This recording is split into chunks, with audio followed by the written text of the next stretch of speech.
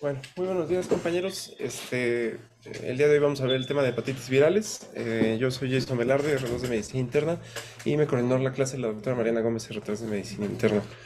Eh, la verdad es que hablar de hepatitis virales es un tema muy extenso, entonces traté de enfocarme en lo clínicamente importante en cada uno de los tipos de hepatitis virales. Vamos a iniciar por el tema de hepatitis A. La hepatitis A es una infección necroinflamatoria del hígado que es prevenible por vacunación. Es la forma más común de hepatitis viral aguda en el mundo, y subrayo aguda ahí en ese punto.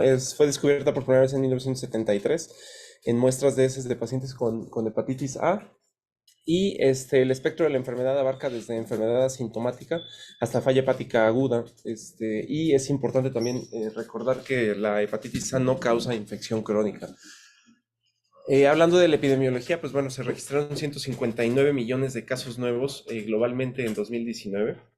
Entonces, importante entender que es una enfermedad bastante incidente en el mundo. Y se reportó también en 2019 que causó 39,000 muertes. La mayoría de estas fueron en el sureste asiático, en África y en la región del Mediterráneo. Y la mayoría se presentó en países de escasos recursos. La manera en la que se calcula la endemicidad, digamos, del virus de la hepatitis A es dependiendo de cuántas personas o el porcentaje de la población que tiene IgG positivo para virus hepatitis A a ciertos cortes de edad. Entonces, por ejemplo, cuando hablamos de una endemicidad alta, hablamos de que más del 90% de las personas o de la población tiene positivos los anticuerpos IgG para virus hepatitis A para los 10 años de edad. En el caso de nuestro país o de nuestra zona en la que vivimos, nosotros contamos con una endemicidad media en la cual más del 50% de las personas ya tenemos IgG para hepatitis A partir de los 15 años, pero menos del 90% para los 10 años de edad. Acá tenemos un mapa en el cual podemos observar precisamente la edad media a la cual este, la mitad de la población ya cuenta con IgG para hepatitis A, y vemos que nuestro país se encuentra entre 10 y 20 años de edad precisamente.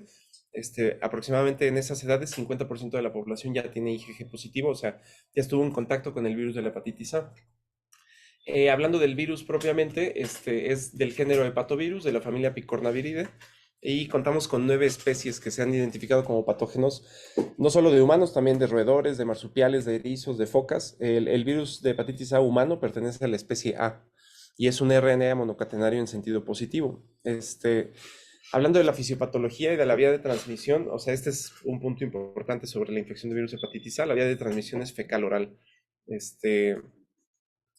Lo que significa que usualmente son malas prácticas de higiene las que llevan a brotes de infección por virus hepatitis A. El periodo de incubación es de 15 a 50 días y en el caso de virus hepatitis A, por ser de transmisión fecal oral, es importante entender que tiene un ciclo enterohepático en el cual nosotros consumimos por vía oral las partículas virales a través del intestino delgado, pasan a la circulación, llegan a través de la vena porta al hígado, se introducen a los hepatocitos al ser virus hepatotropos, y ocupan la maquinaria del hepatocito, como lo van a hacer prácticamente todos los virus de la hepatitis, para poder producir sus propias partículas virales. Estas partículas virales se van a liberar, digamos, en el canalículo biliar, y van a llegar nuevamente al intestino y van a tener esta circulación enterohepática en el cual se van a poder absorber nuevamente y llegar nuevamente al hígado, pero también se van a desechar partículas virales que van a ser contagiosas para otra persona. Importante comentar que, como lo mencioné al principio, el virus hepatitis A no cronifica. Entonces, la formación de los anticuerpos en el caso de virus hepatitis A son anticuerpos neutralizadores, es decir, que una vez que se forma la IgG para hepatitis A, usualmente significa que ya hubo resolución del cuadro de hepatitis. Eh, Y pues bueno, como lo mencioné, la verdad es que puse una gráfica como estas en cada uno de los tipos de hepatitis, pero la realidad es que, o sea, a pesar de que cada uno tiene sus particularidades, pues el punto importante es que se introduce a los hepatocitos, ocupa su mecanismo, o sea, se introduce a los genes del hepatocito, ya sea si es ADN o es RNA, sería el único cambio, y lo ocupa para producir nuevas partículas virales. Eh, ¿Qué pacientes o quién tiene mayor riesgo de infectarse por virus hepatitis A? Eh, Usualmente, pues bueno, si tienes un contacto directo con una persona que tiene infección activa por virus hepatitis A, como contactos que viven bajo el mismo techo, cuidadores de personas que tienen infección por virus hepatitis A, contactos sexuales, aunque no es una enfermedad de transmisión sexual, pero los contactos sexuales también se determinan como que son riesgo para la infección. Este, Riesgos ocupacionales como personas que trabajan en clínicas o que manejan muestras de personas que estuvieron infectadas, las personas que usan drogas ilícitas, las personas que proveen servicios para adultos como personas que sin techo, personas que tienen alguna discapacidad o personas que trabajan en correccionales. Las manifestaciones clínicas, y esto sí me gustaría como recalcarlo, nosotros clínicamente no podemos diferenciar una hepatitis aguda de otra, solamente por la clínica. O sea, forzosamente necesitamos exámenes de laboratorio para poder diferenciar entre un tipo de hepatitis y otra. En general va a tener un periodo prodrómico en el cual va a haber malestar general, debilidad, fiebre, anorexia, náusea, vómito y malestar abdominal. Este dura aproximadamente una semana, que estamos hablando ya entre la tercera y cuarta semana postexposición, teniendo en cuenta el periodo de incubación, y posteriormente hay un periodo ictérico que principalmente se va a ver en adultos. Ahorita les voy a mostrar una gráfica que ejemplifica eso. En niños se da una enfermedad que principalmente es anictérica. Existen algunas manifestaciones extrahepáticas de la infección por virus hepatitis A, que se pueden presentar en menos del 10% de los pacientes, y las más frecuentes son rash, puede desencadenar una vasculitis leucocitoclástica, pancreatitis, derrame pleural o pericárdico, artritis reactiva, mononeuritis, síndrome de Guillain-Barré y mielitis transversa. Hablando de estas manifestaciones extrahepáticas, es importante tener en cuenta que no es que nosotros vayamos a ver un paciente que sabemos que tiene virus hepatitis A y va a desarrollar las manifestaciones extrahepáticas, sino que es importante tener en cuenta que si tenemos un paciente que tiene alguna de estas manifestaciones, parte de nuestros diferenciales tiene que ser una infección aguda por virus hepatitis A. Existen distintos patrones clínicos, el que les presenté, que es el curso clínico general, se puede presentar con distintos patrones clínicos o bioquímicos. Puede cursar con una infección asintomática, hasta 30% de los pacientes adultos cursa con infección asintomática. Puede haber hepatitis sintomática con evidencia de lesión hepatocelular, es decir, elevación de transaminasas principalmente, y un factor R hepatocelular. Puede haber hepatitis colestásica, en la cual la predilección de la elevación es de fosfatasa alcalina, gamma GT y bilirrubina. También existe la hepatitis reincidente, que se puede presentar desde 3 a 20% de los casos, y usualmente en estos casos ya es seguido de resolución completa. Y sí se puede presentar, como lo mencioné en la introducción, una falla hepática aguda asociada a la hepatitis aguda. Sin embargo, esta se presenta en menos del 1% de los casos y se caracteriza por un deterioro rápido de la función hepática y encefalopatía hepática, como ya lo vimos en el tema de falla hepática aguda. ¿Quién tiene mayor riesgo de desarrollar enfermedad severa? En el caso de virus hepatitis A, pues bueno, usualmente son personas inmunocomprometidas, o personas que ya tienen un daño hepático previo. Entonces, dentro de las causas de inmunocompromiso que pueden desencadenar enfermedad severa, pues la enfermedad o la infección por VIH, pacientes que se encuentran con enfermedad renal crónica avanzada, pacientes con inmunodeficiencia adquirida o congénita, pacientes que son receptores de trasplante de órgano sólido o de médula ósea, personas que requieren tratamiento con fármacos inmunosupresivos o biológicos, o corticosteroides sistémicos de forma crónica, terapia por radiación, pacientes que concomitantemente tienen infección por virus hepatitis B, virus hepatitis C, pacientes que ya tienen cirrosis desarrollada, sin importar la causa, etc., ¿no? Entonces, Importante tener en cuenta cuando veamos un paciente que tiene infección aguda por virus hepatitis A, que identificar qué pacientes tienen riesgo de desarrollar enfermedad severa. Usualmente la evolución natural de la enfermedad, como lo mencioné, aproximadamente 70% de los adultos presentan infección sintomática, mientras que menos del 30% de los niños presentan infección sintomática, es decir, este periodo ictérico de la enfermedad. Ahora, lo que nos compete siendo los adultos, pues la realidad es que más del 99% de los casos van a tener una recuperación espontánea. Pero como lo mencioné, 1% de los casos puede presentar falla hepática aguda, que 30% de estos pacientes van a requerir un trasplante hepático, pero 70% de los pacientes pueden tener una resolución espontánea. El diagnóstico, pues afortunadamente, y a diferencia del virus hepatitis B, la verdad es que el diagnóstico es bastante sencillo. Lo único que necesitamos es serología para virus hepatitis A. La IgM usualmente se eleva de 5 a 10 días antes de los síntomas y suele persistir hasta por 6 meses.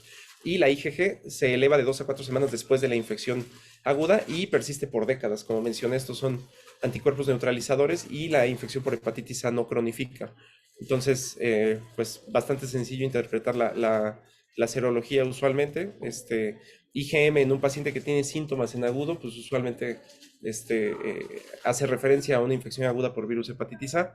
Una IgG positiva, pues simplemente refiere contacto con el virus hepatitis A, y mientras los dos se encuentran positivos, pues significa que está en un periodo dentro de los primeros 6 meses de la infección por hepatitis A. El tratamiento, por la realidad es que no existe una terapia antiviral específica para la infección por hepatitis A. Hay algunos estudios que sugieren que el sofosbuvir podría tener un efecto antivirus hepatitis A. Sin embargo, son estudios in vitro y todavía se requieren más estudios para comprobar esto. Pero la realidad es que, y lo menciona este artículo de Nature, o sea, la hepatitis C es generalmente benigna y la mayoría de los pacientes resuelve de forma espontánea. Entonces, el desarrollo de antivirales contra virus hepatitis A se considera de baja prioridad. Se puede dar paracetamol en el periodo agudo para los síntomas generales. En el caso de náusea y vómitos, usualmente se prefiere mantener hidratado al paciente. Si requiere un tratamiento farmacológico, podemos dar metoclopramida o ondansetron. En el caso de pacientes que desarrollaron un patrón bioquímico colestásico y desarrollan prurito secundario a esto, pues el uso de ácido ursodeoxicólico y la colestiramina pueden ayudar en este caso. Y en casos de falla hepática aguda, se menciona también en el artículo que los esteroides podrían tener un rol para los cuadros fulminantes. Y pues ya. ¿Alguien tiene algo más? Bueno, el grueso de la plática, la realidad es que es hepatitis B. Es el que es un poquito más complejo de interpretar y tiene más manifestaciones que tenemos que tener en cuenta. A manera de introducción, pues el virus hepatitis B es un virus hepatotropo que puede establecer una infección persistente y crónica en humanos, y actualmente 3.5% de la población mundial está infectada crónicamente, que esto corresponde a más de 250 millones de personas en el mundo. Ha habido una disminución de la incidencia por los programas de vacunación. Importante entender que, como todos seguramente recordamos de alguna manera, existen distintas etapas clínicas que tienen duración bastante crónica, y esto es parte de lo que hace un poco complejo el diagnóstico de la infección por hepatitis B. Existen terapias antivirales e inmunomoduladores. Es una enfermedad que es prevenible por vacunación, y es importante entender que la infección por virus hepatitis B tiene dos secuelas crónicas muy importantes, que son el desarrollo de cirrosis y el desarrollo de carcinoma hepatocelular. Hablando de la epidemiología, pues la realidad es que existen grandes variaciones dependiendo de la región geográfica en la que lo encontremos. Mencioné que 3.5% de la población mundial, esto es datos de la OMS de 2015, se encontraban crónicamente infectadas, la mayoría de los cuales nacieron previo al uso generalizado de las vacunas. La realidad es que nosotros vivimos en una zona en la cual la tasa de endemicidad de virus hepatitis B, o de prevalencia más bien en este caso de enfermedad crónica, es bastante baja, es menos del 2%. Existen, y eso lo podemos ver en la gráfica del lado derecho, pero la verdad es que el gráfico de barras sí menciona ahí que las regiones de América del Norte y América del Sur son regiones de muy baja prevalencia de infección crónica por el virus hepatitis B, pero existen otras regiones, como precisamente lo mencioné, como África y el sureste asiático, que son las zonas con más altas tasas de hasta más del 8% de la población general tiene infección crónica por virus hepatitis B. Hablando de los genotipos, pues el genotipo que es más prevalente en nuestra población mexicana es el genotipo H, pero la verdad es que, como lo mencioné al principio, tiene bastante variabilidad, dependiendo de la zona en la cual nos encontremos. Eh, ¿Cuáles son los grupos de riesgo de presentar infección por virus hepatitis B? Pues bueno, igual que sean contactos bajo el mismo techo de un individuo con una infección crónica ya por hepatitis B, un contacto sexual con un individuo que tiene infección crónica por virus hepatitis B. Acá, bueno, es un artículo de JAMA y menciona individuos que nacieron fuera de los Estados Unidos, individuos que están infectados por VIH, que ese es de los que tienen el rango de prevalencia más alto, individuos que usan drogas ilícitas inyectables, hombres que tienen sexo con otros hombres e individuos que se encuentran en estado de encarcelamiento. Hablando de la virología, se trata de un virus DNA con envoltura, es parte de la familia de los hepatnavirus y tiene 10 genotipos principales, como lo mostré en el mapa previo, ¿no? Y cuenta con una nucleocápside icosaédrica. Ahí estamos viendo una imagen que pues es en 2 dimensiones, pero bueno, si la tuviéramos en 3 dimensiones, podríamos ver que esa nucleocápside cuenta con 20 caras distintas, ¿no? La única cuestión por la cual puse la imagen es que es importante tener en cuenta que contamos con tres proteínas o tres antígenos que nosotros vamos a ocupar dentro de la serología de virus hepatitis B, que son de importancia. Uno es el antígeno de superficie, este, que podemos ver que cuenta con tres proteínas distintas, la proteína pequeña, la proteína media y la proteína grande, el antígeno core y el antígeno E, que estos son los tres que nosotros vamos a tener en cuenta al momento de evaluar las serologías. ¿Cuáles son las vías de transmisión de la infección por hepatitis B? Pues básicamente tenemos por vía sexual y por vía sanguínea, ¿no? Son las dos vías de transmisión. Hablando de vía sanguínea, pues existe la infección por vía vertical, que mencionan los artículos que es la más frecuente en el mundo, que es de madre a hijo.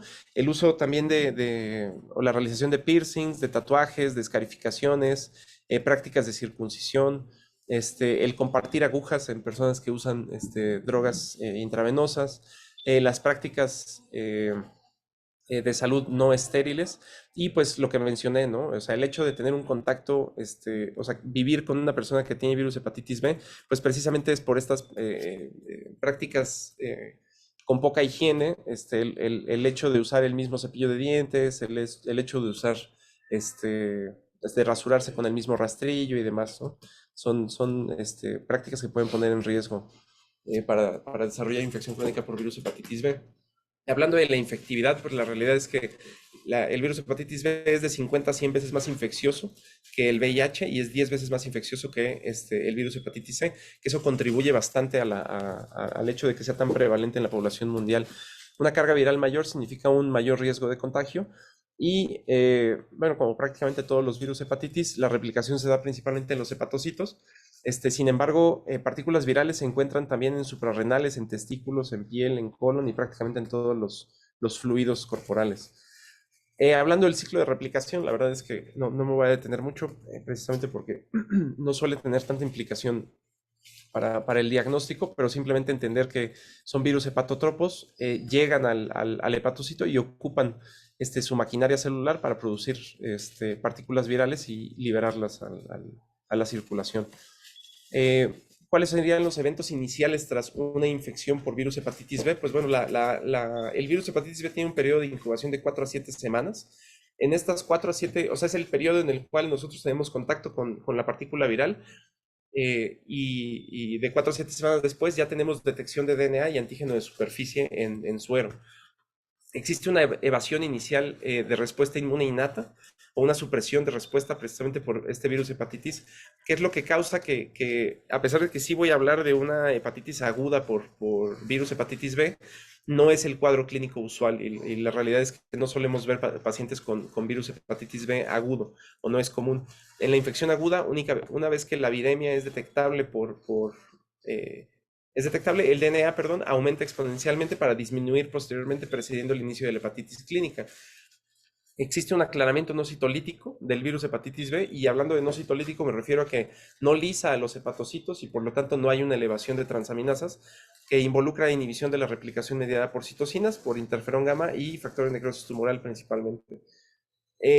Hablando de la hepatitis aguda, pues como mencioné, clínicamente no solemos ver pacientes con hepatitis aguda, pero sí se puede llegar a presentar. Esta tiene un periodo de incubación de 1 a 4 meses. Y 70% de los pacientes va a tener una presentación anictérica o subclínica. Solo de 0.1 a 0.5 de los pacientes van a presentar hepatitis fulminante y esto se ha relacionado, o los que tienen mayor riesgo de desarrollar hepatitis fulminante son las personas que tienen uso de drogas intravenosas, consumo de alcohol, consumo de paracetamol a dosis muy altas y que hayan tenido pérdida de peso en los 6 meses previos a la infección. Esta puede tener un pródromo con datos como de rash, adenopatías y fiebre, seguido de síntomas constitucionales. Y en los exámenes paraclínicos podría tener elevación severa de las transaminasas que suele resolver en 1 a 4 meses. Eh, y bueno, según la edad de adquisición, que esto es un punto bastante importante, es el número de pacientes que cronifican. Cuando son infecciones verticales, este es el tipo de paciente que típicamente vamos a ver que cronifica. 90% de estos van a ser infección crónica. Y esto es importante ahorita que veamos las distintas fases de la infección de virus de hepatitis B. Cuando tenemos o nos contagiamos del virus antes de los 5 años, de 20 a 50% de las personas van a desarrollar infección crónica y menos del 5% de los pacientes adultos, o sea que se contagian en la adultez, van a desarrollar enfermedad crónica. Este punto es bastante importante, como lo mencioné, por la mayoría de los pacientes a nivel mundial se contagiaron en forma vertical, entonces es por eso que la mayoría de la prevalencia de estos pacientes va a desarrollar una infección crónica, pero importante entender que pacientes que desarrollan hepatitis aguda, o sea, no todos van a cronificar, ¿no? O sea, algunos van a resolver, van a ser anticuerpos neutralizadores y ya no van a tener enfermedad crónica. Hablando de la hepatitis crónica, pues esta suele ser asintomática o suele tener síntomas inespecíficos como fatiga, que es el síntoma más frecuente de los pacientes con hepatitis crónica. Puede presentar agudizaciones en donde se presenta como hepatitis aguda e incluso falla hepática. Estas agudizaciones les llamamos brotes. Y lo vamos a ver también ahorita que veamos la evolución natural de la enfermedad. Si esta progresara, puede desarrollar sintomatología y hallazgos al examen físico sugestivos de cirrosis y se puede presentar con distintas manifestaciones extrahepáticas. O sea, pacientes con hepatitis B crónica pueden desarrollar periarteritis nodosa, glomerulopatía membranosa, glomerulonefritis membrano proliferativa y anemia plásica. De hecho, la glomerulopatía membranosa es la manifestación extrahepática más frecuente de la infección crónica por virus hepatitis B.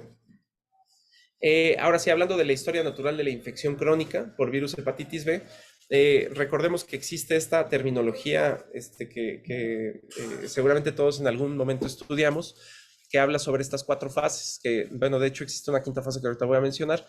Era la fase 1, que era la fase de inmunotolerancia, la fase 2, que era la inmunoactiva, la fase 3, que era la de control o fase residual, y la fase 4, que solo se presenta en ciertas mutaciones, que es la fase residual. La realidad es que ya cambió la terminología desde hace bastantes años y a la fase está un poquito más sencillo. Las primeras 2 fases se consideran fases de antígeno E positivo y las siguientes 2 fases son fases de antígeno E negativo. Ahora, la diferencia entre la primera y la segunda fase es que en la primera fase hay infección crónica y en la segunda fase hay hepatitis crónica, es decir, hay elevación de transaminasas. Y la diferencia entre la fase 3 y la fase 4 es lo mismo. La fase 3 es una fase de infección crónica y la fase 4 es una fase de hepatitis crónica en la cual hay elevación de transaminasas. Entonces, estamos hablando de la fase 1, que es fase de infección crónica. Es decir, vamos a tener al paciente, en todo momento vamos a tener al paciente con antígeno de superficie positivo, como lo voy a mencionar ahorita, pero en este caso las transaminasas se van a mantener normales. Nada más que en el caso de la infección crónica con antígeno E positivo, vamos a tener una carga viral bastante elevada, que usualmente se menciona de más de 10 a las 7 unidades internacionales por mililitro. Esta fase es la fase típica de los pacientes que se contagiaron desde la infancia de forma vertical y van a desarrollar esta fase crónica en la cual no van a tener síntomas, no van a elevar transaminasas, pero el antígeno E va a estar positivo y la carga viral se va a mantener bastante elevada. Y en estos casos los pacientes suelen tener histología hepática normal.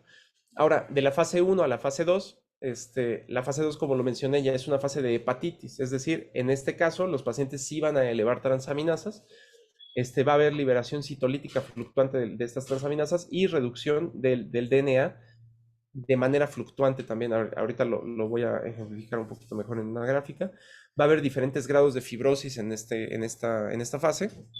Y esta fase finaliza, o sea, la fase 1 y 2, como lo mencioné, son de antígeno E positivo. La fase 3 y 4 son de antígeno E negativo. Entonces, el cambio de fase 2 a fase 3 finaliza con una reducción del DNA de virus hepatitis B y una seroconversión de antígeno E positivo a anticuerpos contra antígeno E positivo. Y eso nos pasa a la fase 3, que es la infección crónica con antígeno E negativo. Y esta es la fase que como lo mencioné, es la fase de control inmune o es la fase crónica inactiva. En esta fase es importante mencionar que aproximadamente 15% de los pacientes de forma anual van a convertir de forma espontánea de la fase 2 a la fase 3, y estos pacientes que antes se les denominaba también como portadores inactivos, típicamente van a mostrar aminotransferasas normales y concentraciones de DNA de virus hepatitis B por debajo de 2000 unidades internacionales por mililitro, y este valor de corte es importante, como lo voy a mencionar ahorita. Hay progresión de fibrosis hepática que es dependiente de la replicación viral, es decir, a mayor tiempo que haya estado con antígeno E positivo y a mayor carga viral de DNA de virus hepatitis B, hay mayor riesgo de progresión a fibrosis hepática. Y importante que este es el punto en el cual la hepatitis B crónica puede hacer seroaclaramiento espontáneo de antígeno de superficie a anticuerpos contra antígeno de superficie. Entonces la tasa de resolución va aumentando con el tiempo. Aproximadamente 8% de los pacientes a los 10 años van a hacer este aclaramiento espontáneo y hasta 45% a los 25 años. Y la fase 4, que esta fase 4 solo se presenta en pacientes que están infectados con algo que se llama mutación COR o mutación pre-COR. Como lo voy a mencionar más adelante, el hecho de que un paciente tenga el antígeno E positivo usualmente nos habla de que el paciente está en una fase de replicación activa. Sin embargo, pues, como lo mencioné en este caso, ya estamos hablando de la fase 4 en la cual ya hay un antígeno E negativo. Entonces, la pregunta de cómo es que puede haber una hepatitis crónica en un paciente que no está replicando, pues bueno, sí está replicando, nada más que tiene una mutación en el antígeno E y no expresa antígeno E en estos casos. Entonces vamos a ver antígeno E negativo, transaminasas elevadas y niveles de ADN elevados.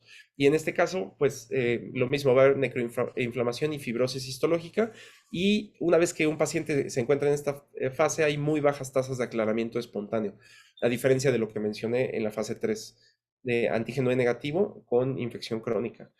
Y existe una fase 5 que menciona la guía europea, que se llama hepatitis crónica oculta, en la cual hay antígeno de superficie negativo, que eso la verdad es que entendería que es bastante confuso porque pues, es nuestro punto de entrada para decir que un paciente tiene o no contacto con el virus de hepatitis, pero en este caso va a tener anticuerpos contra COR positivos, más menos anticuerpos contra antígeno de superficie positivos.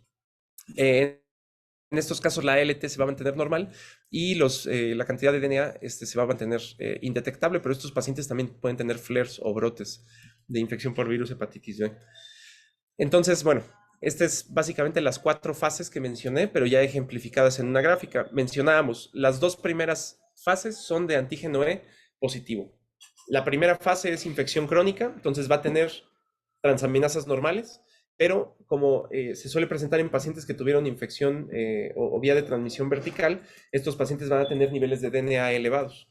La siguiente fase, que es antígeno E positivo, pero en vez de infección crónica es hepatitis crónica, entonces sí va a tener elevación de transaminasas, y la elevación de transaminasas se va a dar al mismo tiempo que se eleven las cantidades de DNA, o sea, vamos a estar hablando de un paciente que va a estar replicando de manera activa.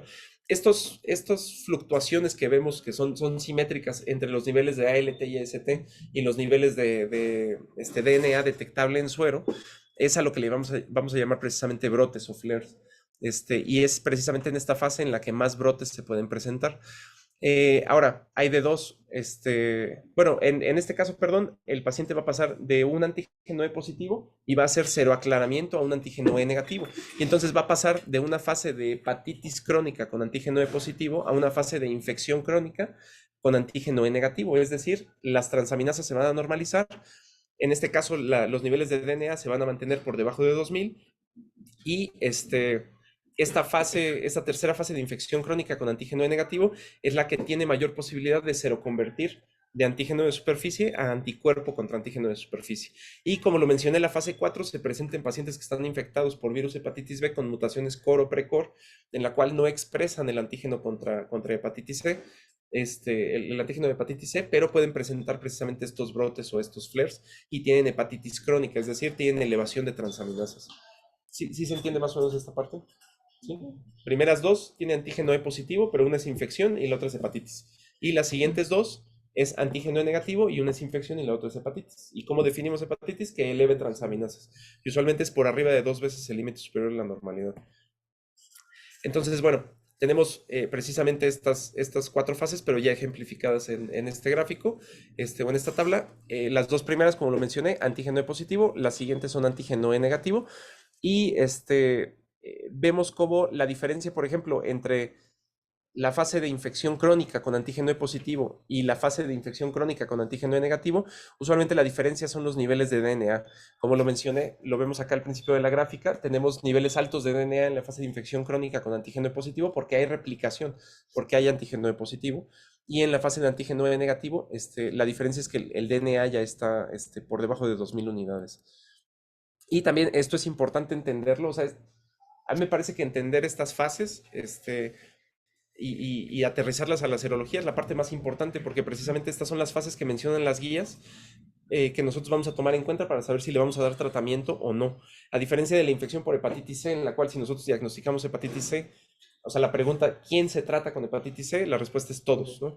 En el caso de hepatitis B, hay ciertos casos en los cuales está indicado el tratamiento para infección por virus hepatitis B. Hablando de las complicaciones, hasta 5 años la tasa de complicaciones es hepatitis crónica, o sea, pasar de hepatitis crónica a cirrosis de 12 a un 20% de los pacientes, pasar de fase de cirrosis compensada a descompensada de un 20 a 23%, y los pacientes pueden hacer a 5 años pasar de cirrosis compensada a carcinoma hepatocelular de un 6 a un 15%. Y eso es precisamente el punto de tratar a estos pacientes, ¿no? O sea, el prevenir que progrese la cirrosis, el hacer que si está en una fase de cirrosis descompensada, tratar de regresarlo a una fase compensada, o evitar que progrese a un carcinoma hepatocelular. Eh, Evidentemente estas tasas de complicaciones son antes de los antivirales, pero sí es importante, ahorita les voy a mencionar la tasa de efectividad de cada uno de los antivirales, pero la realidad es que no es muy alta. Y puede haber reactivación después de la seroconversión, que esta usualmente se asocia a periodos de inmunosupresión. Antes decíamos, pues bueno, ¿qué pacientes deben de ser tamizados para infección crónica por virus hepatitis B? Y teníamos, pues, o sea, ya saben, los americanos, pues casi si no naciste en Estados Unidos tienes alto riesgo de todo. Y personas que sí nacieron, pero que nacieron en Estados Unidos, pero que nacieron antes de ser vacunadas, todas las mujeres embarazadas, personas con VIH, o sea, teníamos toda esta tabla con todos los factores de riesgo.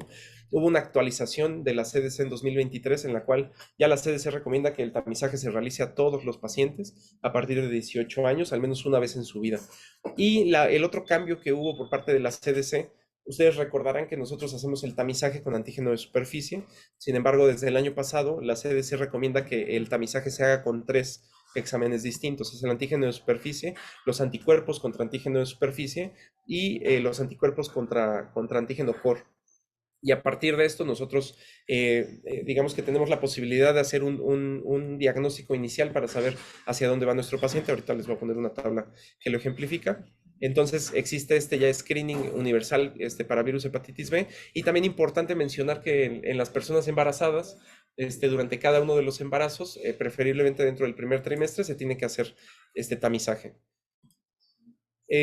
Voy a hablar un poquito de cada uno de los antígenos, nada más para que tengamos bien en cuenta para qué sirve cada una y podamos entender la tabla del diagnóstico de hepatitis B.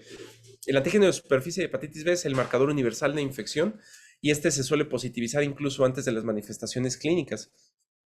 Al desaparecer aparece el anticuerpo, o sea, la seroconversión significa que un paciente ya pasó de una etapa de infección crónica o de infección aguda, que también se puede presentar, a una etapa de curación. Su presencia por más de 6 meses indica infección crónica. Y existen dos casos en los cuales puede existir infección con antígeno de superficie negativo, pero el paciente sí o sea, sí se encuentra infectado. Uno es que tenga una mutación pre-S, así como mencionamos la mutación core y pre-core, que puede pasar a una fase 4 en la cual hay antígeno negativo, pero sí hay replicación viral. También existe una mutación pre-S en la cual puede haber antígeno de superficie negativo, pero que el paciente sí tenga la infección. Y la otra es que se encuentre el paciente en periodo de ventana, que simplemente es el hecho de pasar de una infección aguda a una infección crónica. En este caso, pues vamos a encontrar anticuerpos contra core positivos, pero el antígeno de superficie y los anticuerpos contra antígenos de superficie van a estar negativos. Precisamente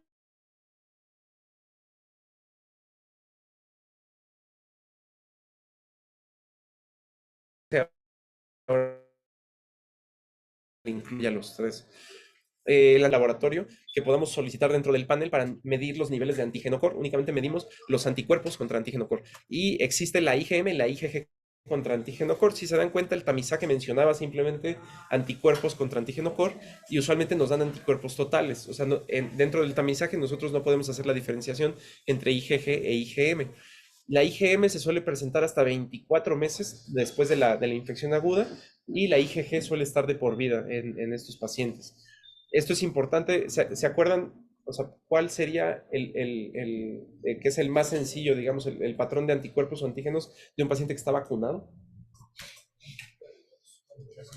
Anticuerpos contra superficie, ¿no? ¿Cómo sabemos que un paciente tuvo la infección o un paciente se vacunó? Es que tenga los anticuerpos contra core positivos, ¿no? Que también van a estar positivos de por vida. Entonces, o sea, le hacemos el tamizaje que ahora pide la CDC con estos tres marcadores. Si tiene únicamente anticuerpos contra superficie positivos, es vacunación. Si tiene anticuerpos contra superficie y anticuerpos contra core positivos, eso es un paciente que tuvo infección y resolvió. Se debe de tener cuidado con el IgM, ya que se puede positivizar en casos de exacerbaciones de hepatitis crónica, o sea, en estos flares les había mencionado, haciendo que se confunde el diagnóstico con una hepatitis B aguda y puede estar en conjunto con el antígeno de superficie en una infección crónica o sin o sea, si no tiene antígeno de superficie puede indicar curación o qué otra cosa les suena que podría indicar que tuviéramos anticuerpos contra core positivos, pero antígeno de superficie negativo. El periodo de ventana. Precisamente no lo que acabo de mencionar, que tenga una mutación pre-S o que se encuentre en periodo de ventana. Entonces estoy mencionando básicamente lo mismo, ¿no? Pero en este caso es importante mencionar que estos pacientes van a tener anticuerpos contra core positivos. Ahora, el antígeno E, lo que les mencionaba, ¿no? Se suele considerar como marcador de replicación. ¿En qué casos no es cierto? Cuando hay mutación core o precore. Se suele presentar temprano en la enfermedad y suele hacer seroconversión a anticuerpo antes que el antígeno de superficie. En la enfermedad crónica no suele haber seroconversión hasta que haya reducción de la inflamación y replicación hepática. Esto es pasar de la fase 2 de antígeno positivo, hepatitis crónica con antígeno positivo, a la fase 3 de infección crónica con antígeno negativo. Y en raras ocasiones hay seroconversión, pero persistencia de inflamación. Y esto precisamente es lo que mencionaba, es en los mutantes precore y core, ¿no? En los cuales sí se puede presentar la fase 4. Y el último marcador es la carga viral. La carga viral se suele utilizar para determinar la presencia de replicación viral y según su magnitud, el beneficio o no de manejo antiviral. Como voy a mencionar ahorita, las guías de tratamiento de virus hepatitis B toman en consideración si el paciente se encuentra en una fase de hepatitis, es decir, con elevación de transaminasas, y los niveles de carga viral para tomar la decisión si se trata o no se trata un paciente con hepatitis B. Esta es la tabla que viene en la página de la CDC de las nuevas recomendaciones de tamizaje, pero se me hizo un poquito más sencilla la tabla que viene en la guía americana de tratamiento crónico por virus hepatitis B.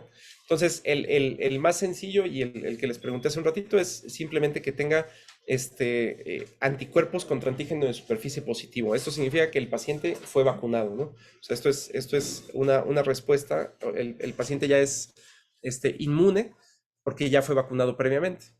¿Qué pasa si tienes un paciente que tiene anticuerpos contra antígeno de superficie positivos y anticuerpos anticore positivos? Es un paciente que tuvo la infección previamente, pero resolvió, ¿no? O sea, hizo seroconversión de antígeno de superficie a anticuerpos contra antígeno de superficie. Ahora, ¿qué pasa si únicamente tiene los anticuerpos anticore positivos? Ya lo mencionamos, ¿no? O sea, puede ser que el paciente se encuentre en periodo de ventana, puede ser que el paciente tenga una mutación pre-S, este, eh, o mencionan ahí que tenga un falso positivo, ¿no? O sea, que falsamente esté positivo el anticuerpo contra antígeno core. Y ahora dentro del tamizaje de virus hepatitis B, tenemos la primera opción, que es que tenga el antígeno de superficie positivo y el anticuerpo contra core positivo. Esto nos indica que el paciente tiene una infección crónica por virus hepatitis B y es, digamos, que el paciente en el que ya vamos a hacer el panel ampliado para que determinemos en qué fase de la hepatitis B se encuentra nuestro paciente. Y acá tenemos la tabla, digamos, completa, pero ahorita, bueno, la voy a explicar un poquito más a detalle. Entonces, bueno, los marcadores, el diagnóstico ya comentamos, ¿no? Lo hacemos, el tamizaje inicial lo hacemos ya de acuerdo a la CDC con estos tres marcadores: antígeno de superficie, anticuerpo contra antígeno de superficie y anticuerpo contra core. Ahora, tenemos un paciente que tiene antígeno de superficie positivo y anticuerpo contra core positivo y determinamos que tiene infección crónica por virus hepatitis B. ¿Qué es lo que tenemos que hacer con estos pacientes? Pues bueno, tenemos que pedir ya el panel completo de hepatitis B para determinar en qué fase de la hepatitis B se encuentra. Esta tabla que viene acá es precisamente lo que mencionaba de la historia natural. Si se dan cuenta, los dos primeros son antígeno E positivo y los dos siguientes son antígeno E negativo. El primero es infección crónica, el segundo es hepatitis crónica, el tercero es infección crónica y el cuarto, que se presentan estas mutaciones core y precore, es la fase de hepatitis crónica con antígeno E negativo, y son más o menos cómo vamos a encontrar cada uno de los marcadores que solicitemos, ¿no? Esto ya lo mencioné. Entonces, la guía europea nos menciona una evaluación inicial de un paciente con infección de hepatitis B crónica en 7 pasos. El paso número 1 es evaluar la severidad de la enfermedad hepática para identificar pacientes que requieren tratamiento e iniciar la vigilancia de carcinoma hepatocelular, el examen físico completo, los parámetros clínicos que son la AST, la ALT, la gamma GT, la fosfatasa alcalina, bilirrubina, albúmina sérica, citometría hemática y tiempo de protrombina, precisamente para evaluar la severidad de la enfermedad hepática y evaluar los pacientes que requieren tratamiento. Un ultrasonido hepático, que es el tamizaje y vigilancia de carcinoma hepatocelular. Y la guía te menciona estos NILDAs o métodos no invasivos de evaluación hepática, como lo son los scores, o sea, es el ultrasonido, es el FibroScan, y los scores que son el APRI y el FIB4, ¿no? Que vamos a tener para evaluar a nuestro paciente. Y el hecho de realizar biopsia hepática, pues la verdad es que se reserva solamente para ciertos casos específicos. El paso 2 a 4, el paso 2 es la detección del antígeno E y los anticuerpos contra antígeno E para determinar en qué fase de la infección crónica se encuentra nuestro paciente. El paso 3 es medir la carga viral o el DNA para virus hepatitis B, para de esa manera establecer la fase de la infección y tomar la decisión de tratar o no tratar y monitorizar subsecuentemente a los pacientes, que ahorita voy a decir en qué casos está indicado el tratamiento y qué casos únicamente la monitorización. Y la cuantificación del antígeno de superficie puede ser útil, particularmente en infección crónica con antígeno E negativo. El paso 5 es el genotipo de virus hepatitis B, que menciona la guía que no es necesario para la evaluación inicial, pero en pacientes que van a ser tratados con interferón alfa podría ser necesario como información pronóstica para la probabilidad de respuesta a la terapia. El paso 6 son las comorbilidades, incluyendo la enfermedad hepática alcohólica, la evaluación de hepatitis autoinmune, enfermedades metabólicas que deben ser excluidas, e incluyendo coinfecciones con virus hepatitis D, hepatitis C y VIH. Nada más para comentarlo, todos los pacientes con infección crónica por virus hepatitis B deben de ser tamizados para hepatitis C y VIH, pero ahorita que veamos virus hepatitis D, voy a mencionar qué casos menciona la guía que se recomienda tamizar para virus hepatitis D. Y la búsqueda de anticuerpos contra virus hepatitis A debe ser realizado, y pacientes negativos se sugiere la vacunación para virus hepatitis A. Y entonces, bueno, la guía europea menciona estas como las indicaciones para tratar a un paciente con infección crónica por virus hepatitis B. Todos los pacientes con antígeno E positivo o negativo que tengan hepatitis B crónica, que se define como unos niveles de DNA de hepatitis B, o sea, la carga viral por arriba de 2000 unidades internacionales por mililitro, más la ALT por arriba del límite superior de la normalidad, o fibrosis o necroinflamación moderada hepática. Importante mencionar que yo les estoy poniendo acá las indicaciones de la guía europea, pero la guía americana menciona que la ALT tiene que estar al menos 2 veces por encima del límite superior de la normalidad. Pacientes con cirrosis compensada o descompensada, con cualquier nivel de DNA y sin importar los niveles de ALT. Es decir, un paciente que ya desarrolló cirrosis, que está infectado crónicamente, esos se tratan todos. Los pacientes con DNA por arriba de 20.000 y una ALT por arriba de 2 del límite superior de la normalidad, sin importar el grado de fibrosis. Pacientes que tengan infección crónica con antígeno E positivo, con ALT persistentemente normal y DNA elevado, pueden ser tratados si tienen más de 30 años, sin importar si existe o no fibrosis. Estos son los pacientes que tienen, precisamente como lo dice, infección crónica con antígeno E positivo, ¿no? Pero que tengan más de 30 años.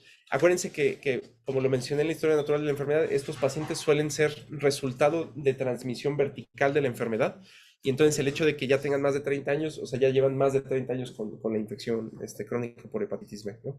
Y los pacientes con infección crónica con antígeno E, ya sea positivo o negativo, pero que tengan historia familiar de carcinoma hepatocelular o cirrosis, ese es el que tiene el más bajo nivel de evidencia, pero también lo menciona como indicación de tratamiento. Ahora, o sea, tenemos un paciente que tiene infección crónica por virus hepatitis B o hepatitis todos se tratan, pero infección crónica por virus hepatitis B, pero no está incluido dentro de ninguno de las recomendaciones para tratar. Entonces, ¿cómo vamos a hacer la monitorización de estos pacientes? Pues bueno, que tengan antígeno E positivo y menos de 30 años, se da seguimiento cada 3 a 6 meses. Que tengan antígeno E negativo y carga viral menos de 2000, se da seguimiento cada 6 a 12 meses. Y que tengan antígeno E negativo y carga por arriba de 2000, el seguimiento se da cada 3 meses por el primer año y cada 6 meses posteriormente. Y esto es importante mencionarlo porque recuerden que tenemos estos flares que pueden presentar los pacientes y les tenemos que dar el seguimiento. El hecho de que ahorita tenga una ALT normal no significa que no haya pasado ya de una fase de infección crónica a una de hepatitis crónica y lo hayamos encontrado en un nivel bajo de ALT, pero pueden volver a tener un flare más adelante, ¿no? Entonces, esto es de la guía europea, de la guía americana, perdón, pero ya, digamos que resumido, o sea, antígeno de superficie positivo con antígeno E positivo, quienes se tratan, los que tienen ALT por arriba de 2 veces el límite superior de la normalidad, con una carga viral por arriba de 20.000, se da tratamiento. Quienes no se tratan, los que tienen una ALT normal, ¿no? O sea, que se encuentran en fase de infección crónica, no en fase de hepatitis crónica. ¿Y qué pacientes tenemos que evaluar? Pues bueno, los que tienen una ALT elevada, pero no 2 veces por encima del límite superior a la normalidad, que tengan una carga viral por arriba de 20.000. Entonces menciona ahí que esto puede significar que se encuentra en una fase de seroconversión cuando está entre 2.000 y 20.000, y entonces se tiene que hacer la monitorización cada 1 a 3 meses. Si persiste por más de 6 meses, entonces esos pacientes también se tratan. Ahora, antígeno de superficie positivo, o sea, se encuentra en una infección crónica, pero tiene antígeno E negativo. ¿Qué pacientes se tratan? Si tienen ALT 2 veces por arriba del límite superior a la normalidad y que tengan la carga viral por arriba de 2000. Entonces, en estos pacientes, antígeno E negativo, ¿no? Estos pacientes también se tratan. ¿Qué pacientes no se tratan? Los que tienen la ALT normal, pero una carga viral por debajo de 2000. Los que tienen carga viral por arriba de 2000 se deben de monitorizar. Si persiste, se debe de tratar, y ahí dice la guía, especialmente si tienen más de 40 años. Y pues bueno, eso es, o sea, ya evaluamos a nuestro paciente, determinamos en qué fase de la historia natural de la enfermedad se encuentra y determinamos si el paciente tiene requerimiento de tratamiento o no. Ahora, ¿cuál va a ser la meta o cuál va a ser el punto de que yo trate? Número 1 es la inducción de la supresión a largo plazo del DNA de virus hepatitis B, que menciona la guía, que es la principal meta de las estrategias actuales de tratamiento. También otra cosa que se prefiere es que haya seroconversión de antígeno E a anticuerpos contra antígeno E, que esta es una meta valiosa porque usualmente representa que pasó a la fase que que previamente se llamaba de control inmune, ¿no? Que ahora llamamos infección crónica con antígeno N. La normalización de las transaminasas, es decir, que salga de esta fase de hepatitis aguda, de hepatitis crónica, y la pérdida del antígeno de superficie con o sin seroconversión, anticuerpos contra antígeno de superficie, que es la curación, ¿no? ¿Cuáles van a ser las estrategias de tratamiento? Pues bueno, tenemos dos principales opciones para los pacientes con infección crónica.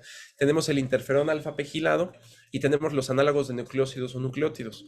El interferón alfa pegilado, pues es el interferón, ¿no? O sea, es el único que hay.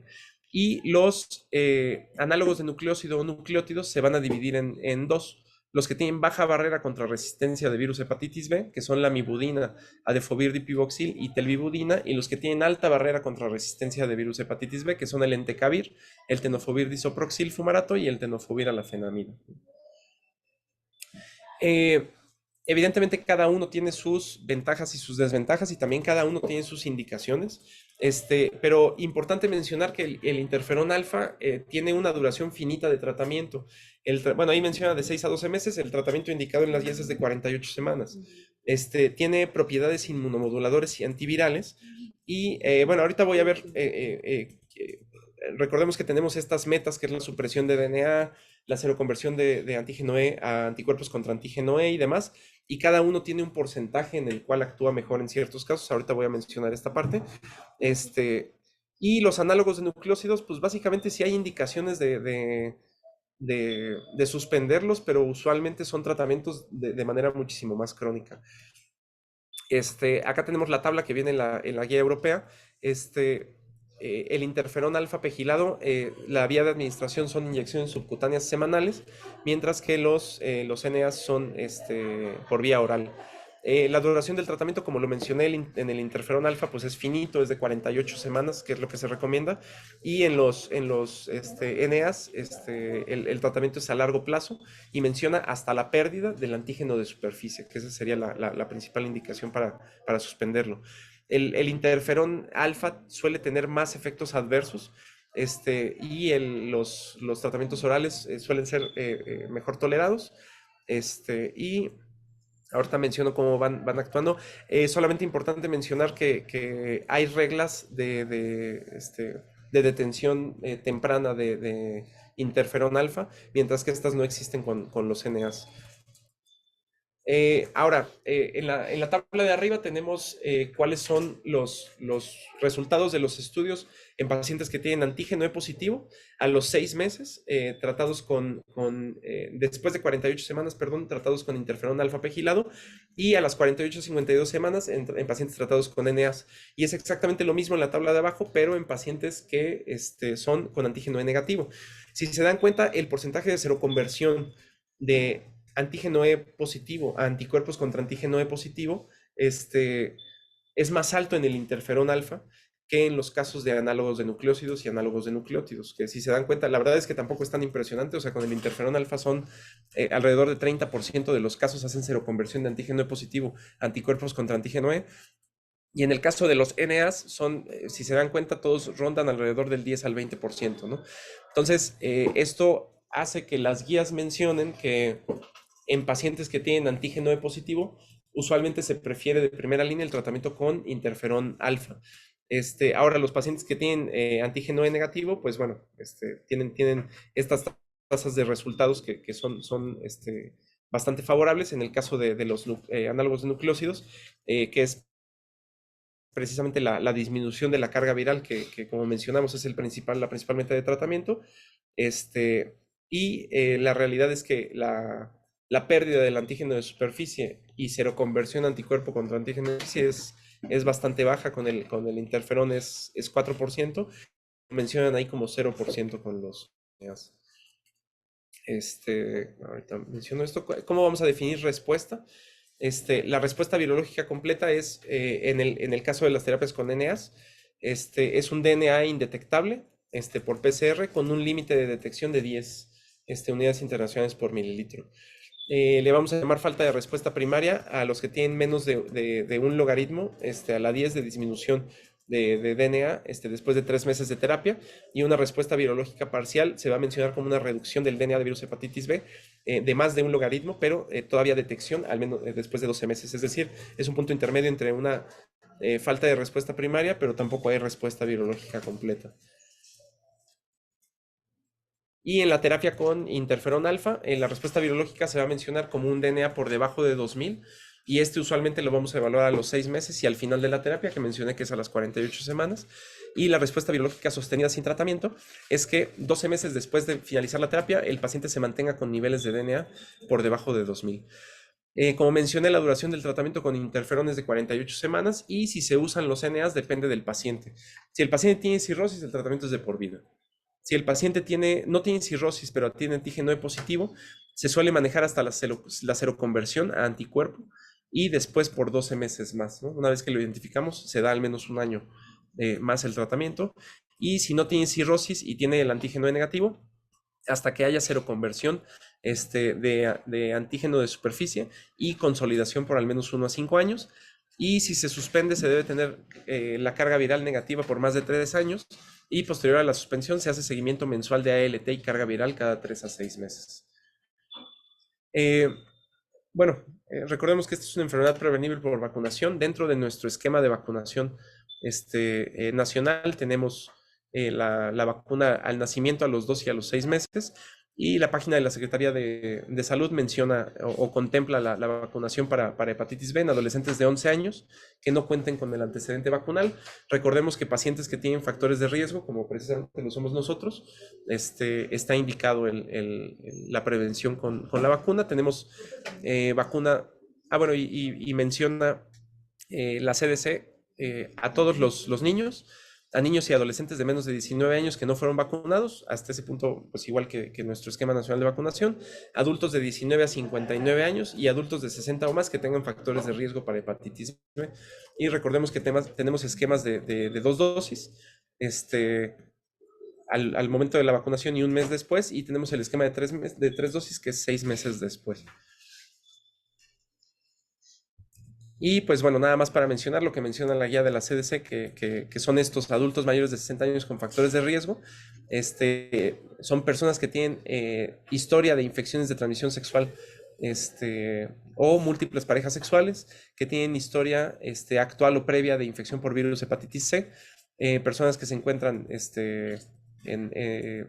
centros de detención o en prisiones y demás, niños que nacieron a personas que tienen antígeno de superficie positivo, personas que nacieron donde la prevalencia de infección de hepatitis B es de 2% más, que como ya lo mencionamos, en nuestro país no lo es por debajo del 2%, personas que no fueron vacunadas al nacer, personas con historia de uso de drogas intravenosas, personas que tienen infección por VIH, hombres que tienen sexo con otros hombres, contactos dentro de o sea, contactos de personas que tienen virus hepatitis B que viven en la misma casa, personas que comparten agujas o que tienen contacto sexual con gente con infección crónica por virus hepatitis B, personas que se encuentran en diálisis o hemodiálisis, y personas que tienen enzimas hepáticas elevadas, ¿no?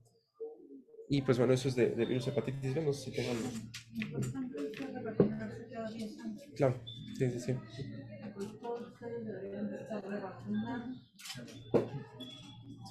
La vacuna es gratuita en institución. Es cuando los vacunen aquí para polio y influenza, tienen la hepatitis B si no están vacunados. Pero aquí hay de influenza sí, a veces. Pero ahorita ya debería ser como septiembre, octubre, inicio de la vacunación de influenza. Entonces es importante pedir la hepatitis B si ustedes no tienen, si no saben si se han vacunado.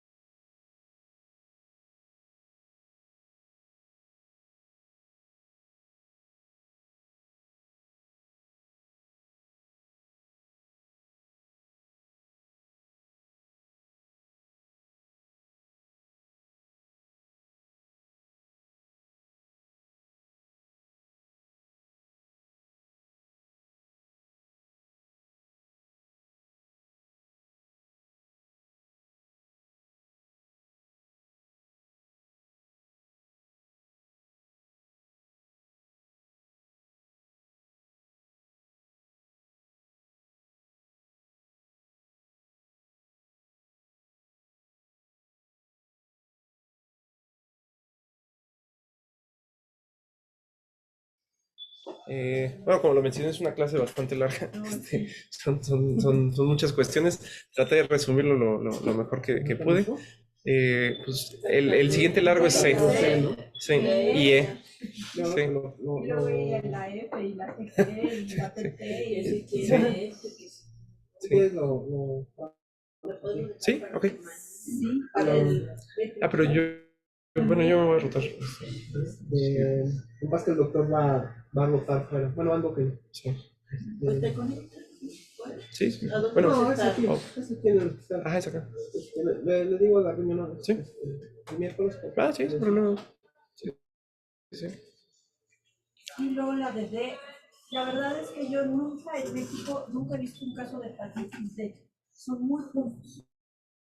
Se han visto más en la frontera, como en Monterrey, en Tijuana, pero los que se vayan para allá, pues seguramente se les encontrará. Aquí en el centro eso no es muy frecuente. Bueno, la hepatitis C ya Sí. es otro panorama a comparación del que me tocó a mí cuando yo era residente. Sí, sí. ¿No? Inclusive escrita, pero pues ahorita ya es una infección que dura 3 meses y tratamos. Totalmente diferente. Pero sí, la hepatitis C sigue siendo muy compleja. Sí, sí, sí, sí. De hecho, es la mayor parte de la plática es. Ya los siguientes ya son un poquito más rápidos. Sí.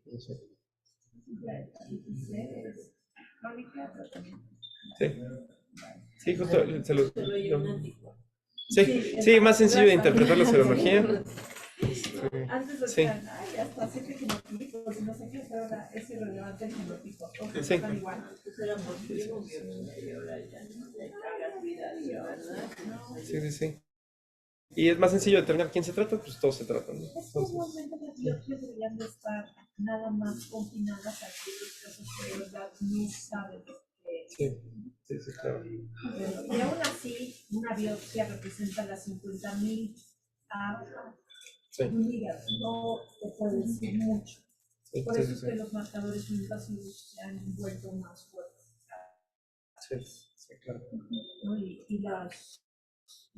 todos los, voy a decir como antígenos o anticuerpos específicos de determinadas enfermedades, niveles séricos como de alfa-1, celuloplasmina, todo este tipo de cosas son más importantes cada día. Los anticuerpos antinúcleo, antimitocondiales, todos se han vuelto más importantes que una biopsia hepática. Finalmente, en una biopsia hepática, bueno, si ya tienes la suerte de diagnosticar cirrosis, pues no lo sabes. Pero hay muchas veces el cambio no va a estar presente y eso no significa que no tenga la enfermedad. Sí, sí, claro. Eso es lo malo del hígado. Pero bueno. Luego siempre el riesgo de que le piques, que le piquen, ¿no? Los radiólogos por un lado que no debe ser el riesgo de sentado siempre sale. Bueno.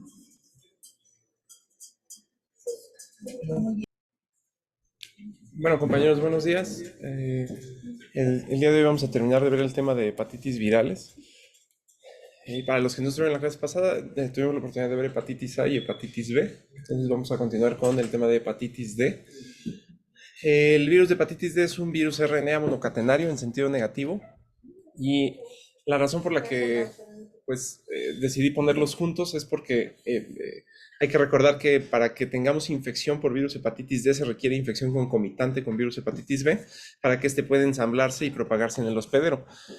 El complejo de ribonucleoproteínas de virus hepatitis D requiere una envoltura de las 3 proteínas que componen el antígeno, que recordarán que el antígeno de superficie comentamos la vez pasada que tiene tres partes, la parte pequeña, mediana y grande. Y el virus hepatitis D requiere de estas 3 partes para poder ensamblarse, digamos, y propagarse en el hospedero.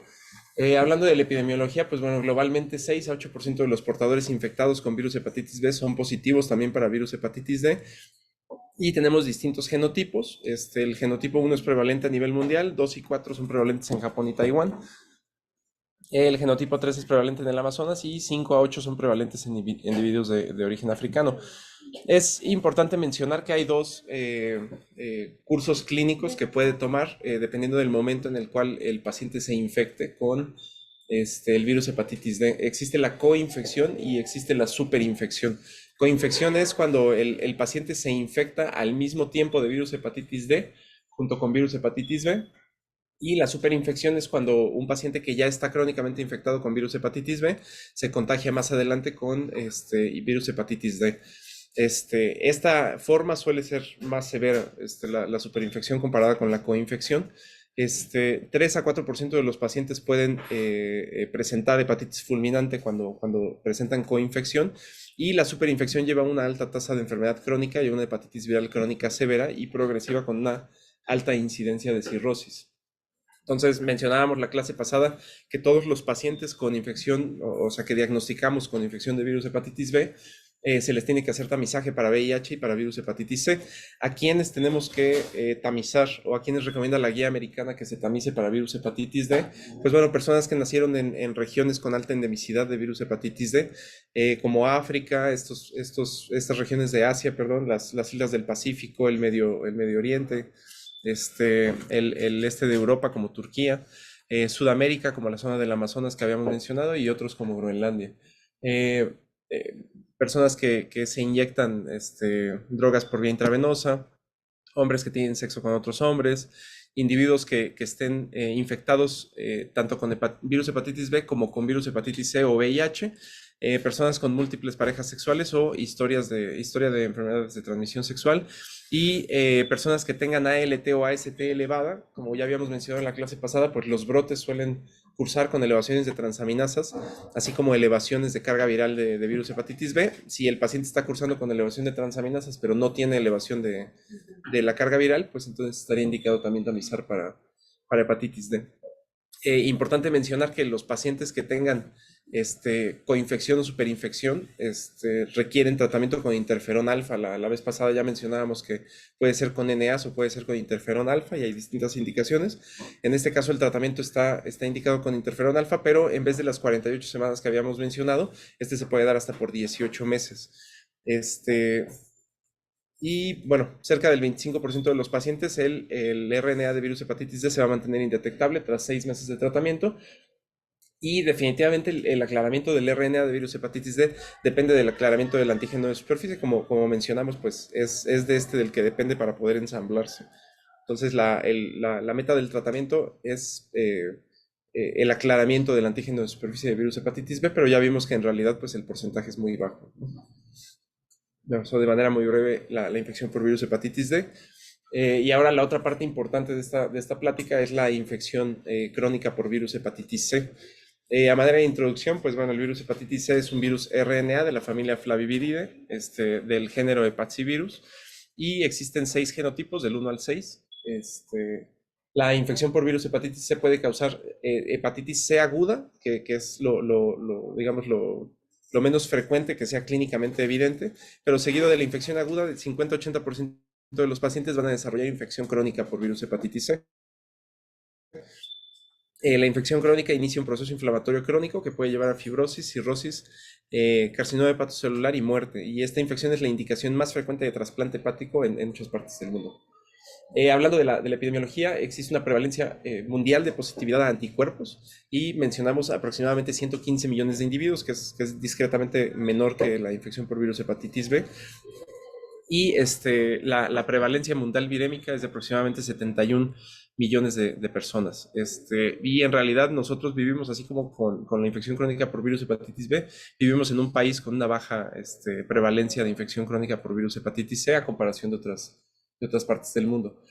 Igual que en las infecciones previas, pues son virus hepatotropos que una vez que llegan al hígado, ocupan los mecanismos de los hepatocitos para replicarse y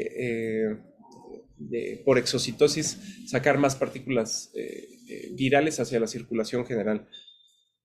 Hablando del modo de transmisión de virus hepatitis C, pues bueno, en el caso de virus hepatitis C, pues puede ser por tatuajes con materiales no estériles, lo mismo con la escarificación, lo mismo con la realización de perforaciones, equipo de diálisis contaminado, equipo de vacunación contaminado, el uso de drogas intravenosas, las personas que comparten agujas, el uso de prácticas dentales no estériles, todos estos son modos de transmisión parenteral del virus de la hepatitis C. Hablando del curso clínico, 2/3 de las infecciones en agudo son asintomáticas, como lo mencioné, y de la misma manera que virus hepatitis B, la realidad es que no suele causar datos clínicos de hepatitis aguda. Sin embargo, también como lo mencioné previamente, es prácticamente imposible distinguir en el caso de que estemos viendo un paciente con hepatitis aguda, diferenciarlo clínicamente de otras formas de hepatitis. 50-85% de los pacientes van a desarrollar infección crónica y 15-45% de los pacientes van a presentar aclaramiento espontáneo del virus, es decir, resolución tras la hepatitis aguda. Y la falla hepática aguda es extremadamente rara en la infección por virus hepatitis C. Entonces, básicamente tras la exposición de un paciente a virus hepatitis C, más o menos el RNA de virus hepatitis C es detectable dentro de las primeras 2 semanas. La elevación de transaminasa se presenta de 8 a 10 semanas posterior. Y los anticuerpos antivirus hepatitis C se empiezan a detectar a partir de las 12 semanas posterior al contagio. Entonces, el paciente puede presentar infección de forma aguda, pero mencionamos que 2/3 de los pacientes no presentan síntomas durante este periodo. Menos del 1% va a desarrollar hepatitis fulminante y del 10 al 50%, en este caso mencionan, va a presentar aclaramiento espontáneo dentro de los primeros 6 meses. Ahora, vamos a tener otro grupo de pacientes, que es la mayoría de los pacientes que van a desarrollar una infección crónica por virus hepatitis C, y de estos, pues más o menos la media de cronicidad para el desarrollo de cirrosis es de 25 años. Recordar que en este periodo es asintomático, a diferencia del virus hepatitis B, en el que mencionamos que hay brotes o flares de hepatitis B, en este caso pues el curso va a ser asintomático. Y podemos tener ya sea descompensación de la cirrosis o desarrollo de carcinoma hepatocelular. Importante mencionar las manifestaciones extrahepáticas de virus hepatitis C.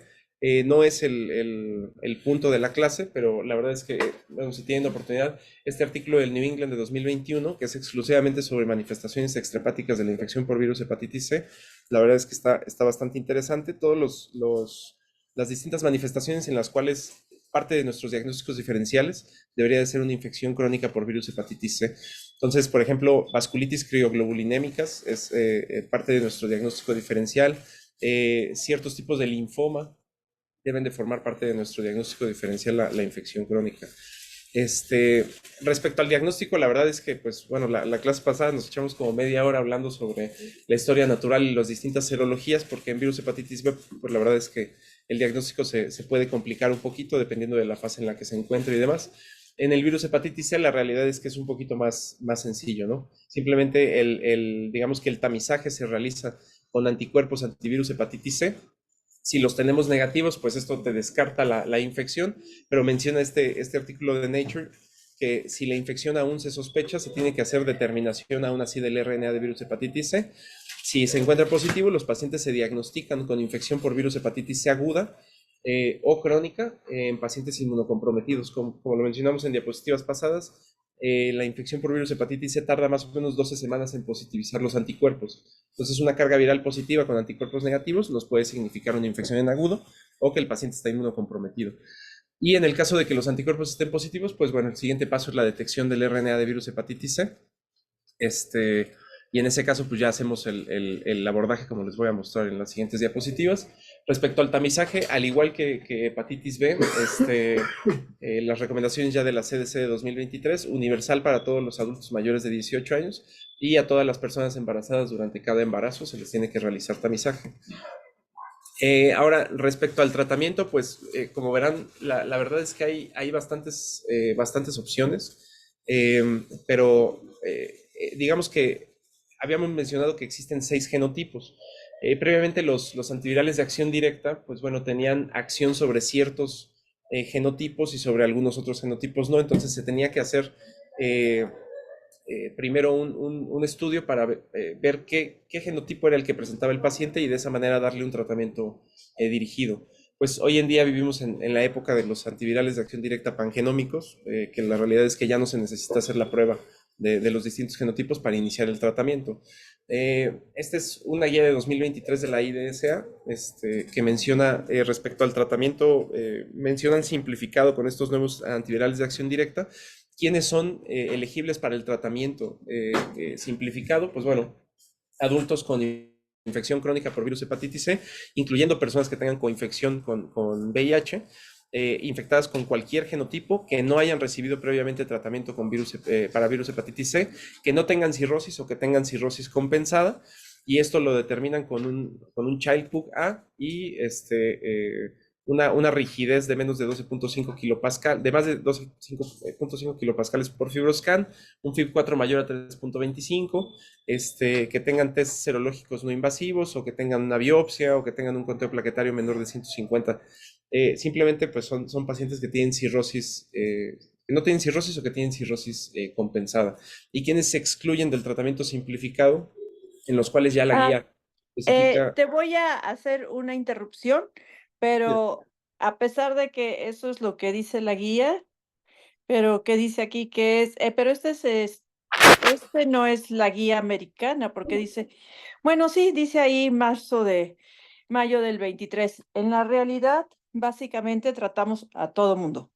Las plaquetas son irrelevantes porque los medicamentos, si me pasas la anterior, de aquí nada más utilizamos 2 combinaciones y una tercera para los casos que son resistentes. Utilizamos el sofosbuvir velpatasvir y esta combinación del ombipatasvir con paritaprevir. No, el Bavir con Grasoprevir. Esas son las únicas 2 que utilizamos. Y para los pacientes que son resistentes, utilizamos el Glecaprevir con Vibretransvir. Básicamente eso. O si no, esta también de Sofosbuvir con Velpatasvir y Voxilaprevir. Esa es para los pacientes que ya fueron tratados, pero fueron resistentes al tratamiento, que el tratamiento tiene una efectividad, según dicen el inserto del medicamento, del 99.5%, y sí, en la realidad muy poquitos pacientes son resistentes. Ahora vamos hacia el otro lado. Eh, ¿La que sigue? Bueno, está bien que lean estas guías y que sepan que esto es lo que dicen las guías, porque a lo mejor si les preguntan sobre el tratamiento, tienen que poner lo que dicen las guías, pero la realidad es otra. Tratamos a todos los pacientes en general. Los pacientes que tienen enfermedad renal terminal, bueno, sí, con filtración menor de 30, en la realidad también los tratamos con mucho cuidado, pero y vigilando la filtración glomerular. Pero esos serían básicamente los únicos que no trataríamos, y las mujeres embarazadas, porque no se conoce el efectos ¿cómo se llama?, de los antivirales sobre el feto. Pero los pacientes con cirrosis descompensada ya los tratamos, si tienen una supervivencia mayor de 3 meses, y los pacientes que tienen trasplante hepático, esos son los primeros que tratamos, porque la reinfección en el hígado con la inmunosupresión los conduce a una fibrosis acelerada. Y los pacientes que tienen carcinoma hepatocelular y que van a tener una supervivencia mayor de 3 meses, porque el tratamiento dura 3 meses, por eso es que es esto de los 3 meses. En general, sí los tratamos, porque está indicado. Igual otros pacientes que tengan cáncer y que tengan otro tipo de cáncer y que tengan hepatitis C o hepatitis B también se tratan, porque se ha visto, por ejemplo, como ya dijiste tú, hay ciertas manifestaciones extrahepáticas que son precisamente que son oncológicas, como los linfomas principalmente, y las crioglobulinemias, que algunas personas los clasifican también dentro de los linfomas, que se requiere el tratamiento porque la causa es la hepatitis C. Pero esto que dice que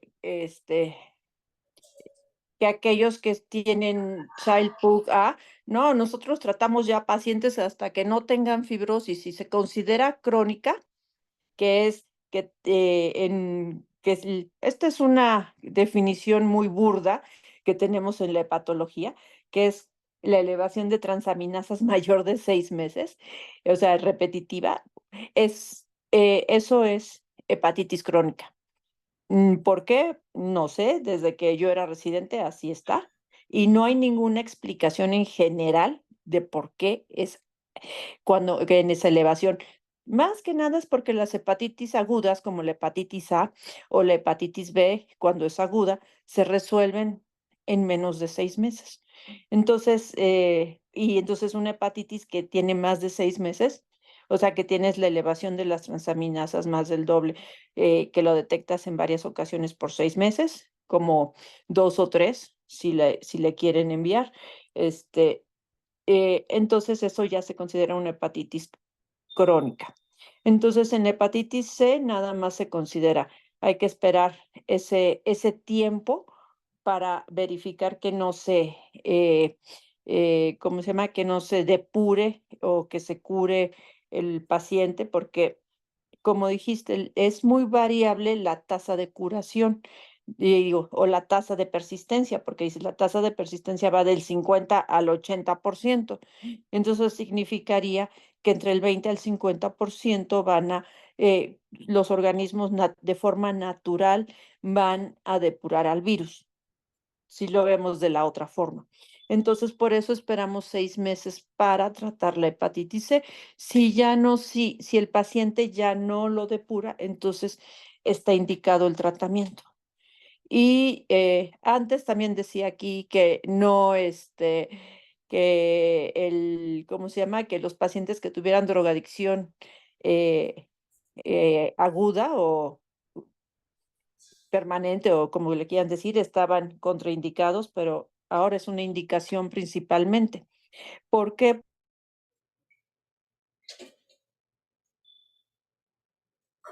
De darle tratamiento a cualquier paciente que tenga hepatitis C, que se verifique que tenga hepatitis C, aunque la hepatitis C ya en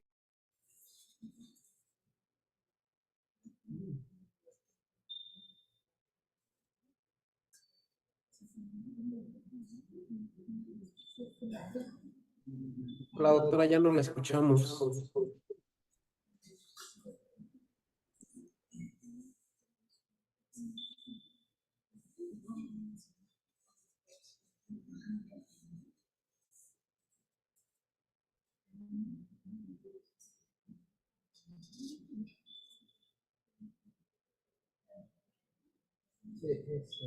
Sí. ¿Sigo?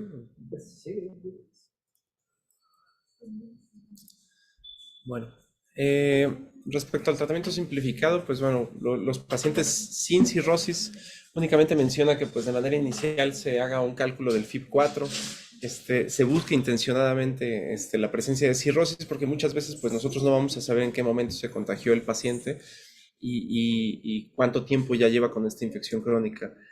Obtener pues evidentemente una VH, unas pruebas de función hepático, determinar la tasa de filtrado glomerular, porque como ya vimos, esto impacta en la decisión de tratar con los nuevos antivirales de acción directa. Obtener test para VIH, para virus hepatitis B, el antígeno de superficie, determinar si hay posibilidad de que nuestro paciente esté embarazada y en caso de que sí, pues bueno, realizar una prueba de embarazo. Bueno, menciona educar sobre la administración de los antivirales de acción directa. Durante el tratamiento, pues bueno, hay que monitorizar a los pacientes que estén tomando fármacos antidiabéticos para hipoglicemia, monitorizar el INR para evitar que haya anticoagulación subterapéutica en el caso de antagonistas de vitamina K. Y pues bueno, este es un punto importante del tratamiento con los antivirales de acción directa. Previamente se mencionaba que existía esto que mencionan el SBR, es la respuesta virológica. Antes, la recomendación del post-tratamiento era que 24 semanas después realizáramos una prueba, una carga viral para virus hepatitis C y de esa manera corroborar que hubiera respuesta biológica sostenida. Hoy en día, pues la la recomendación es que se haga a las 12 semanas, una vez finalizado el tratamiento. Y esto es porque pues la realidad es que hay una concordancia del 99% entre la respuesta biológica sostenida a las 12 semanas y a las 24 semanas. Entonces, una vez que terminan el tratamiento, se hace una carga viral a las 12 semanas, se verifica que ya la carga viral esté negativizada y de esa manera, se dice que el paciente ya está curado, ¿no? Los pacientes curados no requieren seguimiento, en caso de que sean pacientes no cirróticos, y si tiene riesgo de reinfección por virus hepatitis C, pues bueno, hay que dar consejería respecto a la reducción de riesgo, realizar una prueba anual, menciona, o simplemente hacer seguimiento con transaminasas y en caso de que eleve, pues bueno, volver a hacer la prueba. Y únicamente en pacientes con cirrosis, pues simplemente es vigilancia de las complicaciones, digamos, de cirrosis, pero fuera de eso, pues la realidad es que es bastante similar. Como ya lo mencionó la doctora, pues bueno, los dos tratamientos que al menos menciona la guía como tratamientos de manera inicial y los que he visto que se utilizan son sofosbuvir velpatasvir y glecaprevir pirentasvir. Son los dos esquemas de tratamiento que se recomiendan de manera inicial. Como vemos, lo que llega a variar es la duración. La duración es de 8 semanas para GP y para sofosbelpatas es de 12 semanas. Y como pueden ver ahí, los genotipos que cubren estos dos tratamientos pues son del 1 al 6. Y precisamente la guía menciona que en caso de pacientes que no tuvieron respuesta biológica sostenida a las 12 semanas, el tratamiento entonces estaría indicado con sofosbuvir velpatasvir, voxilaprevir. Aquí están los distintos esquemas de tratamiento nuevamente. El sofosbuvir velpatasvir el nombre comercial es Epclusa y el glecaprevir pirentasvir es Maviret. Y en el caso de Epclusa es una tableta al día por 12 semanas y en el caso de Maviret son 3 tabletas al día por 8 semanas. Y si el paciente ya tuvo tratamiento previo o es un paciente con cirrosis, el tratamiento se extiende hasta 12 semanas. Y pues bueno, la realidad es que son bastante bien tolerados los tratamientos. En el caso de Epclusa, los efectos adversos más comunes son fatiga y cefalea, y en el caso de Maviret son síntomas gastrointestinales, como menciona ahí.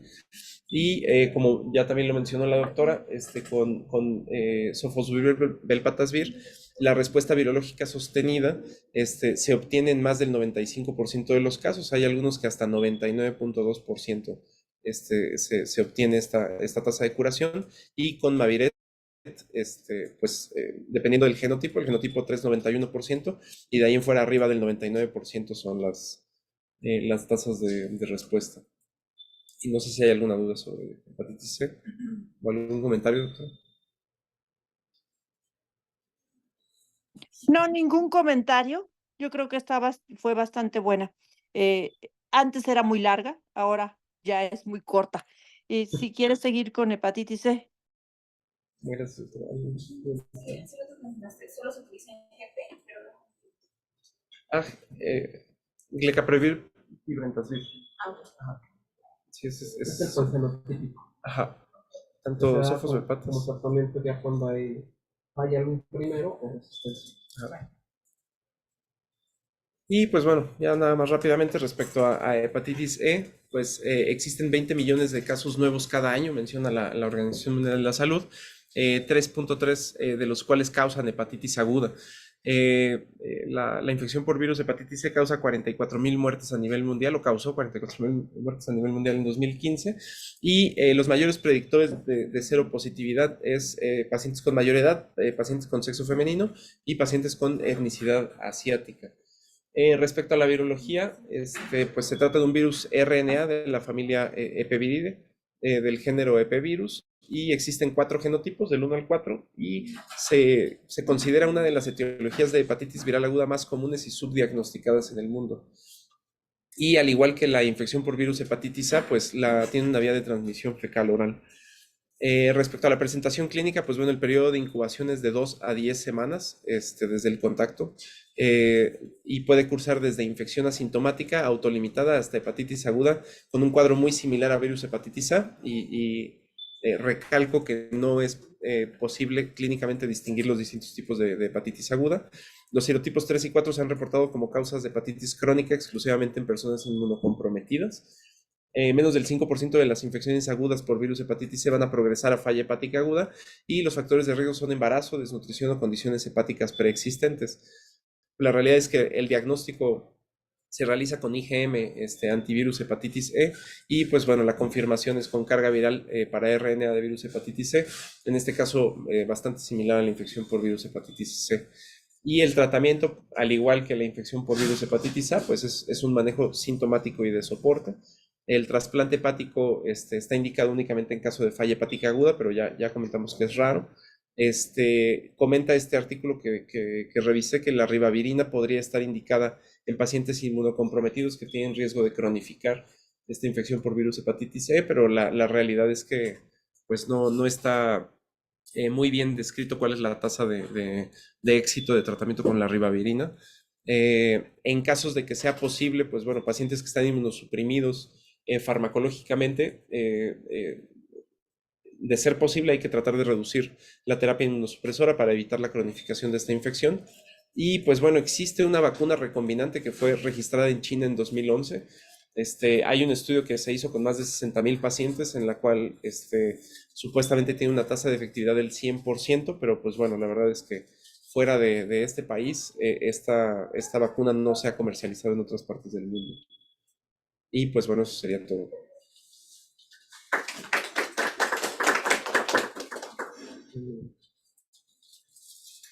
No sé si quiera comentar algo, doctora. Sí, en la hepatitis C, en México sí hay, principalmente en la zona del Bajío y de la Laguna, allí es donde se puede encontrar. Entonces, cuando allí los que vayan para allá por alguna causa o ejerzan en esa zona, sí tienen un paciente con hepatitis y no es hepatitis A y no es hepatitis B y no es hepatitis C, nos piensen en la hepatitis C. Es frecuente que en las mujeres embarazadas curse como hepatitis fulminante y pueda producir la muerte tanto de la madre como del feto. Entonces, eso es lo único con hepatitis C. Muchas gracias, doctora.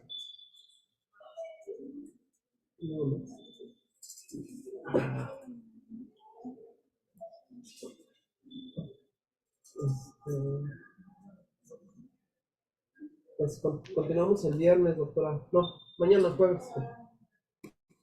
Ok, gracias, doctor. ¿Qué tema sigue? Es enfermedad ciudadana. Listo. Muchas gracias. Ok, nos vemos mañana. Hasta luego. Gracias.